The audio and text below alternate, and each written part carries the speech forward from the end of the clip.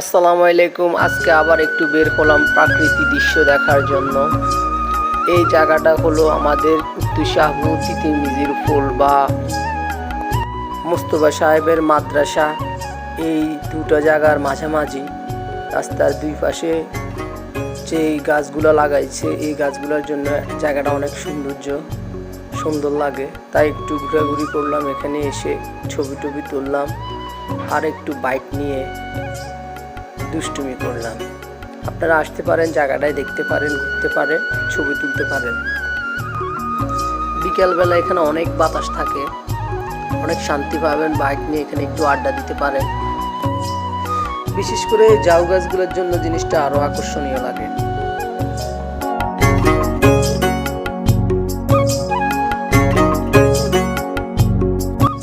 আর একটা বিষয় হলো, আমরা অনেকে মনে করি দিনের বেলায় চাঁদ দেখা যায় না। আসলে দিনের বেলাও চাঁদ দেখা যায়।